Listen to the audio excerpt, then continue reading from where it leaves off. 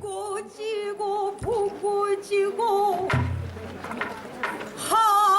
한양난군 보고 지고 우리 집 창별호로. Bonjour à tous, je m'appelle Cassandra, j'ai 22 ans et je suis actuellement service civique sur la plateforme Ready to Move et à la mission locale Picardie-Maritime d'Abbeville. Donc avant d'être là où j'en suis maintenant, j'ai fait une licence de cinéma audiovisuel à l'UPJV d'Amiens. Mais en fait ma dernière année de licence elle m'a vraiment paru interminable. Malgré le fait que le cinéma ça soit une matière plutôt sympa à étudier, je m'ennuyais quand même énormément et c'était pour moi hors de question que je fasse un master ou que même les écoles en fait, les écoles de cinéma m'intéressaient pas vraiment. En fait, j'arrivais pas à trouver ce que je cherchais dans les études. J'avais besoin de renouveau, j'avais besoin d'aventure, j'avais besoin de quelque chose qui me sorte de ma routine habituelle et c'était quelque chose que je pouvais pas trouver ici. J'avais une amie à l'université avec qui on échangeait beaucoup à ce sujet et elle était en train de préparer un voyage pour la Chine. Et plus elle m'en parlait, plus ça me donnait envie aussi. Moi aussi j'avais envie de partir. Et un jour je suis tombée sur une publication Facebook qui était sur les PVT, donc les programmes vacances-travail, qui permet en fait, c'est un visa qui permet de partir 1 an dans un pays partenaire et vous avez la possibilité de travailler pour subvenir à vos besoins. Et plus je lisais la description, plus je me disais que c'était possible en fait, que c'était un projet réalisable. Et 2 semaines plus tard, j'annonçais à mes parents que je partais 1 an en Corée du Sud. Je me souviens que j'ai eu très peur d'annoncer à mes parents que j'allais partir. Parce que c'était pas, je me rendais bien compte que c'était pas ce que mes parents avaient imaginé et prévu pour moi. Et étrangement, ils ont réagi plutôt bien et ils ont accepté tout de suite. La seule chose qu'ils m'ont dit c'est si tu veux partir, tu peux. Et c'est toi qui organise tout. À ce moment-là, on était en avril 2018. Je venais de terminer mes cours. Et donc du coup, je me suis mise tout de suite à la recherche d'un boulot, le plus vite possible. Et 1 mois plus tard, j'étais prise au McDonald's. Mon départ, il était prévu pour fin septembre 2018. Je devais prouver que j'avais 2500 € sur mon compte. Je devais payer une assurance pour tout le long du séjour d'environ 400 €. Et je devais payer mes billets d'avion aller-retour pour une somme de 1000 €. Et en gros, en 5 mois, je devais réunir à peu près 4900 €. Donc c'était assez difficile, mais j'ai quand même réussi en acceptant de faire des horaires plus larges au boulot, même si ça m'enchaînait pas vraiment. À côté de ça, je m'occupais de tous les papiers à faire, donc mon passeport, mon dossier de PVT qui comportait un certificat médical, un certificat de casier judiciaire vierge, ma preuve d'assurance, une lettre de motivation, billet d'avion aller-retour, ma photocopie de compte en banque, etc., etc. En fait, il y avait énormément de choses à faire et à penser, surtout que c'était pour moi la première fois que je faisais un voyage seule. Donc c'était la première fois que je devais m'organiser de cette façon. Mais au final, même si parfois la limite de temps, elle était un petit peu stressante, j'ai quand même réussi à faire tout bien dans les temps, ça s'est déroulé plutôt bien. Donc au final, le conseil que je donnerais, c'est de pas tout faire à la dernière minute et d'être bien organisé surtout. Alors ma première pensée quand je suis arrivée en Corée du Sud, ça a été pourquoi j'ai fait ça. En fait, j'étais très excitée d'avoir atteint mon but, mais en même temps, j'avais vraiment peur. J'étais seule, j'étais loin de chez moi, j'étais déboussolée. Et c'est vraiment j'avais un sentiment de malaise quand je suis arrivée. Mais c'est un sentiment qui a disparu assez rapidement au fur et à mesure où je rencontrais des gens, qu'ils soient coréens ou étrangers. En fait, j'ai été vraiment frappée par leur gentillesse. Pour n'importe quoi, on m'aidait quoi, sans me demander rien en retour. Et donc du coup, c'est un sentiment qui a fini par disparaître au fur et à mesure. Après cette première journée, ma vie, elle est vraiment partie à 100 à l'heure.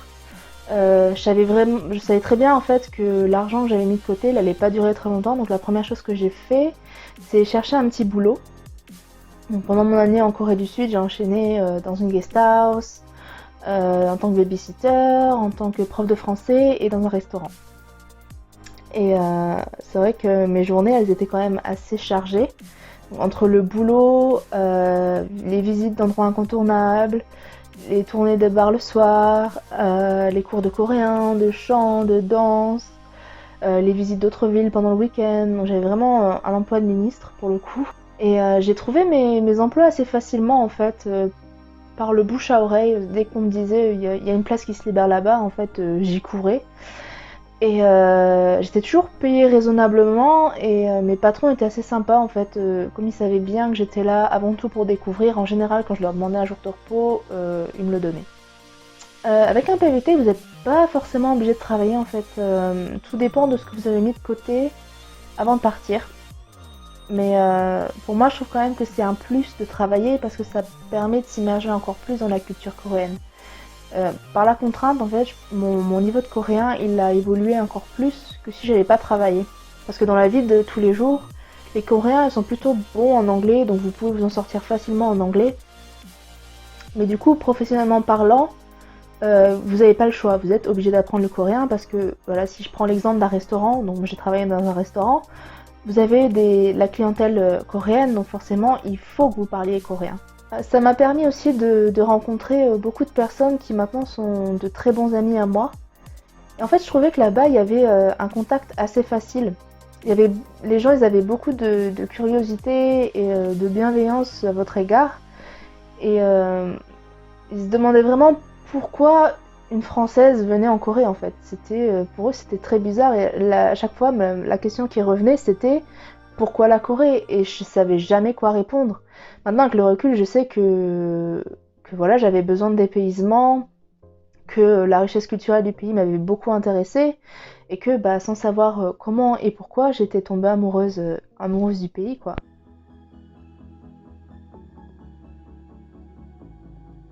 J'ai vraiment été surprise par ce mélange de modernité et de tradition. Rien que dans la capitale même, on peut voir différents paysages. Il y a la ville très dynamique et vivante avec ses hauts gratte-ciel qui ne dort presque jamais.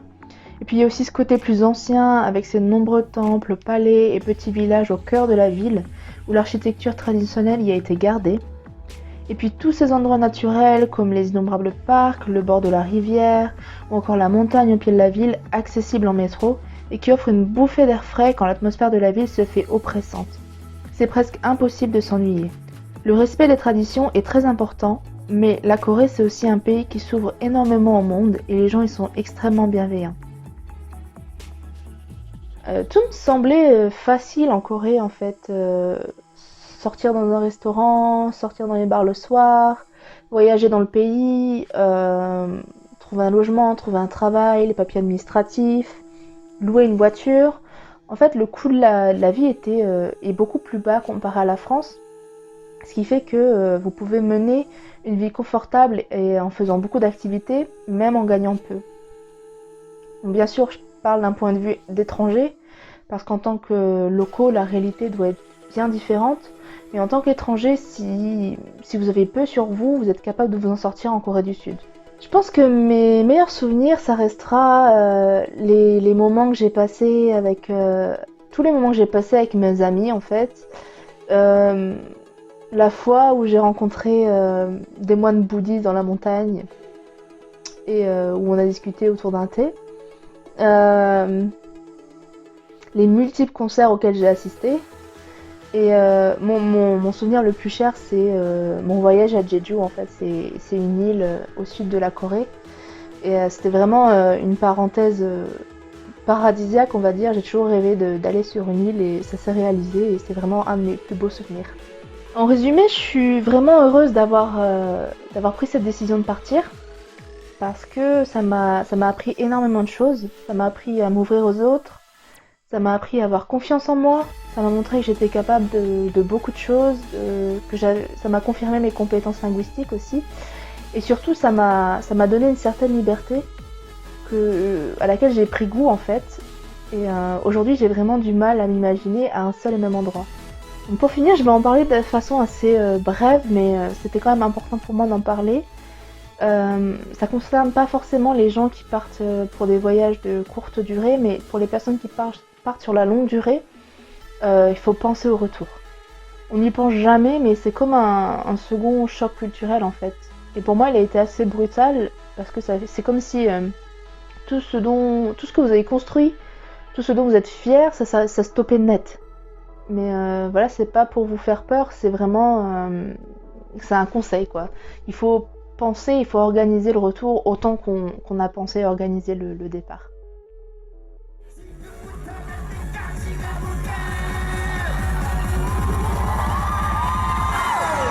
전화기 넣고 뛰어!